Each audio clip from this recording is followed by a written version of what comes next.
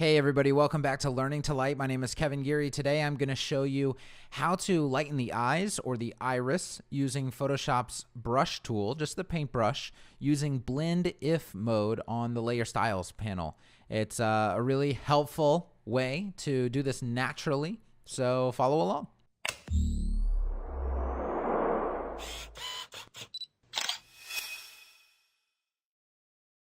All right, so here I have the portrait of Rick, and this is from the politician portrait. We have more on how we lit this portrait at learningtolight.com. I'll put a link to it on this video. I'm going to show you now how I added a little pop to his irises. Now, I did not whiten the whites of his eyes in this portrait, so I can show you how to do that with this exact same technique, but I'm going to start by just doing the iris here. So I'm going to zoom in a little bit, and what you're going to find is, first of all, well, let's talk, I guess, about how light enters the eye. And this is what I've heard. I haven't really confirmed this, but what I've heard is that when light comes in, and you can see the light source right here, which is a beauty dish coming in this way, when light exits the eye, it makes a highlight on the side of where the light is exiting. So the side where the light is exiting is brighter than the side where it is entering. Now you can actually see this because I haven't done anything to the iris yet, and it appears, at least to me, that it is brighter here where the light is exiting than it is over here where it is entering. The key to making things look natural in Photoshop a lot of times is to accentuate what's already happening. Rather than to create something totally new, let's just accentuate what's already occurring. So that's what we are going to do. So I'm going to hit Shift Command N. We're going to make a new layer. And then I'm going to grab the brush tool. I'm just going to hit B for brush. I'm going to hit D for default colors, and I'm going to hit X to make sure white is on top. So you see that. If I hit X again, it puts black on top. Hit X again, puts white on top. And I'm using a tablet, so I have a pen that is pressure sensitive. This really helps if you're serious about editing, then I would highly recommend this. And I'm going to push down a little bit to make sure that we get a nice soft brush pattern. And I'm only going to do where there were already kind of natural highlights occurring. If you see on this eye over here, all I can really see is some detail right here. So I'm just going to accentuate that. I'm not going to worry about trying to create something new. I'm just going to accentuate what already exists. Now, that's it, guys. Look how amazing that looks. Let's zoom out a little bit and just take a look. Beautiful.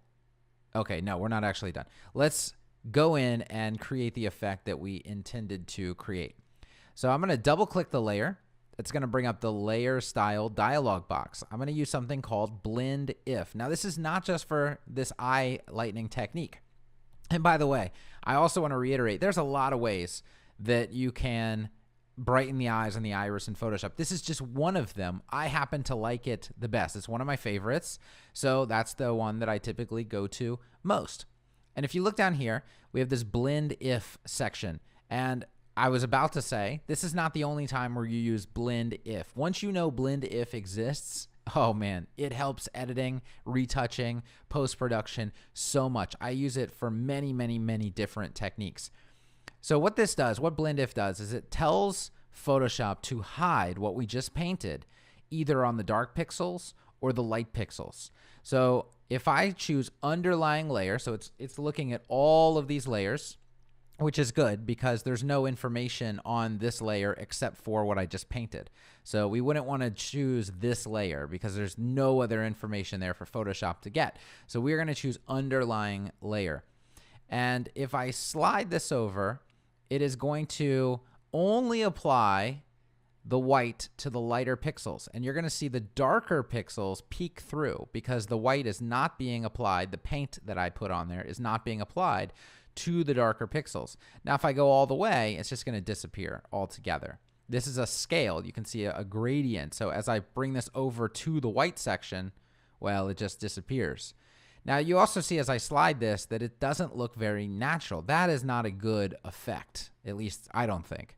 So we need a more blended effect, right? Well, how do you do that? You hold down the Option key and you click and then you drag. Whoops, let me grab the edge here. There we go. and it separates this. So it's going to leave half over here, and it's going to start to bring half. Now you see, oh, it's blending much more naturally now, right? And then I bring that all the way over to the right, and I've left the other half over here.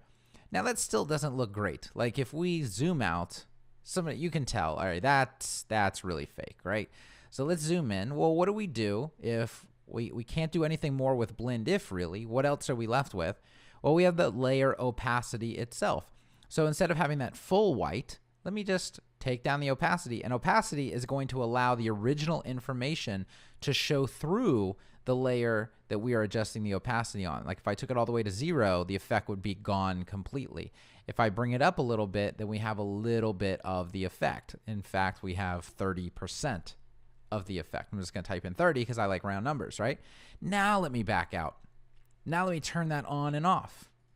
So you can see the effect is there. And because I only accentuated what was already happening, it looks very, very natural. Nobody would be able to tell.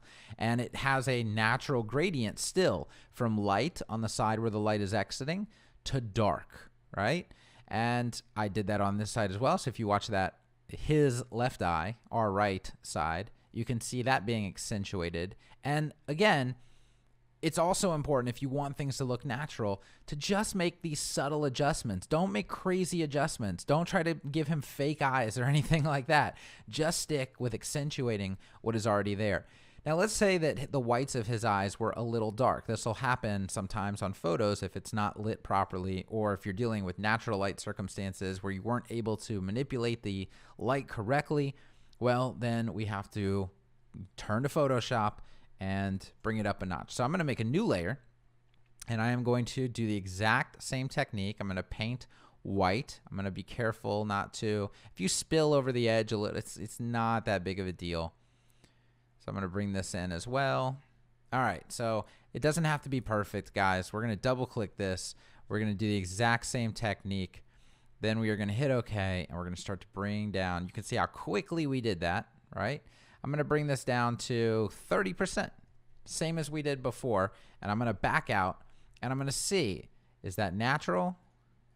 It's a little much for me. Like it's starting to get a little fake. And that's because his eye was already bright enough for me.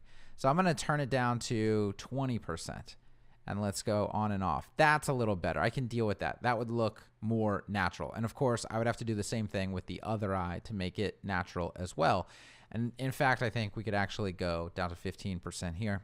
Just a little extra pop in the eye is great. So that's it, guys. It is about painting with a white brush and then using Photoshop's blend if section. And I showed you how to make that even smoother on the transition.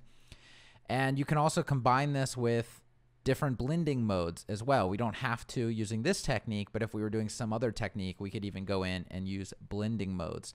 So let me turn both of those off. You see the effect that that has in the eyes. It's a very, very natural look. I hope you got a lot out of this tutorial.